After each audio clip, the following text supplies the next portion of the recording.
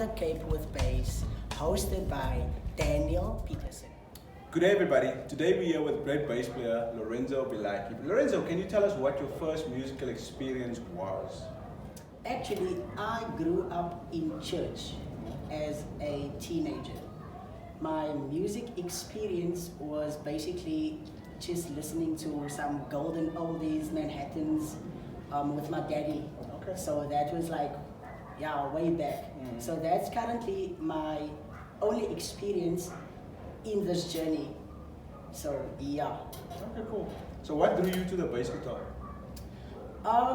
Well, as I said, I grew up in church, so I was the guy that loved drums, actually. Okay. Yes. So a good friend of mine invited me to join him to go to this specific school in Rosendal, where I just experienced different musicians, taught by Camilo Lombard and Ian Smith, who is now involved with a big band. Okay. So from there, the guys were sitting with sheets that time, so I had no patience in sitting with sheets and stuff like that. Okay. Yeah. So I just told him, no man, I just don't have patience with this. So he said, but wow, there's a lot of drummers, why don't you check out bass? And I told him, look here bro, but I got no bass. So he told me, look, You don't have an instrument at the time? yes. Okay. So he told me that, look, don't worry, I'll just give you my acoustic guitar. Who's this now? My good friend. Okay. Yeah, his name is Morley. So yeah, so I started playing bass on this acoustic with the 4 strings. So he took the last strings off. Okay. And yeah, that's how I played. But what he done, he wrote me the fretboard on a piece of paper, and that's how I studied. Okay. And from there, I joined the worship team at my church, and that's where I actually gained some knowledge, where my team would, or my team leader would say like, E, A, that kind, yeah. So that's how I thought, and obviously my efforts and my energy that, because I was honestly desperate to learn. Oh, that's so cool, man. That's so Yeah. cool. Okay, so you went to that school, right? In Yeah. Rosendal. Did you study anything there, or did you just leave after discovering that you're not into sheet music? Did you just leave there and study at home? So what is the education part there? Did you just, are you self-taught basically? Helped by guys, yes, Charlton van Wyk, I think. Yeah, he's from Charlton. Elsie's. Yeah. So he's the guy that I would normally hook up with and download some leaks and stuff like that. So yes, I'm actually self-taught, that I can say. Self-taught, okay. Yeah. Okay, cool, man. Tell me about the albums, if you worked on albums, and the artists that you're working for or worked for. Can you tell us about that, please? Yes, sir. We actually a band that is in church, and we started our own band, that I could say. Or let me say, it's a kind of business that is a non-organization. Non-profit organization? Yes, sir. Okay, cool. So we are called Miracle Squared, and our slogan. Oh, so this is a t-shirt you're Yes, wearing, yeah, yeah. Okay, So it's our logo is that we impact one to impact another through music. Okay, cool. So yeah, the lady that I'm working with, she is also an artist, which is Shalane Haywood. Okay. And I've worked with also Alana Vessels and Mr. Gershon Kuhn. Okay. So yeah, I've worked with those guys. Okay, nice man, nice. Tell me about the gear that you have. Oh, wow, funny enough, I actually started with a Court C5.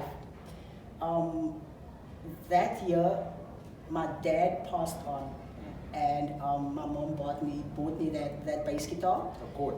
The Court, yes, but there was just this specific tone that I was looking for that I just couldn't get in that bass. Okay. Yeah. So I had a friend, Ravon. So he said, look, I'm selling my bass. Are you worried? So I said, wow, thank you, Lord. And I swapped my bass with a cash difference. And this is what I got. And mark my words, I'm not leaving it anytime soon. It's very cool. Yeah, so I'm playing the Warwick rock bass. And my strings that I play is the Elixir. Okay. Yeah.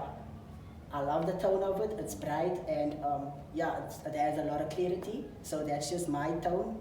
And yeah, I'm playing the GK amp. Yeah. Nice, man. Nice. So when you perform with Miracle Squared and with Alana Vessels and with Shalane Haywood, do you use the GK, the Galen Kruger, and the Warwick, or do you like some guys have this thing where they use a certain bass in studio, and then when they perform live, they have like 10 other basses. So, or 10 other amps. Do you use the same amp when you perform with them? So to be honest, I normally just operate with my bass guitar. Unless they would require your amp, then I would go with my amp. Okay. So I prefer playing with my amp. Okay. Yes, sir. Okay, cool, man. Do you have any advice for young up-and-coming bass players and musicians out there? Yes, sir.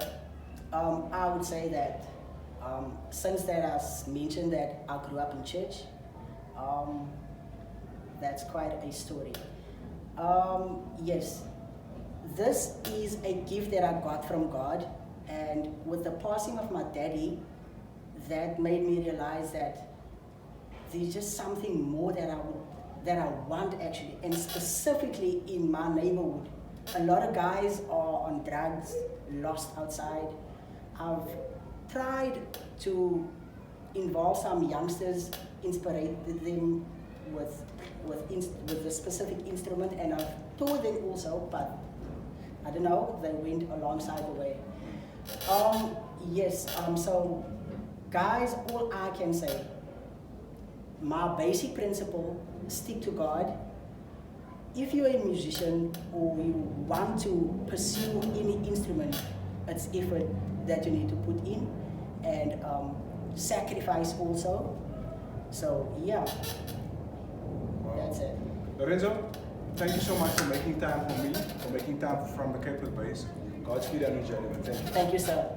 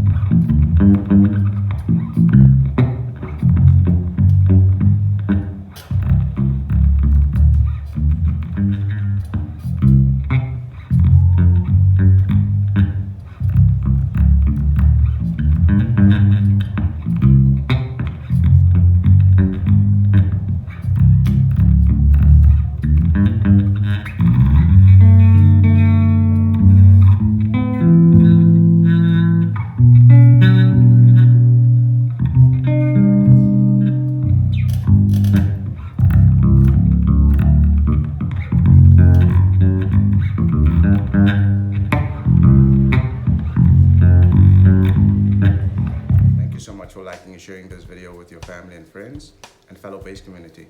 Please follow Cape Town Bass on Facebook, Instagram and YouTube. Thank you so much.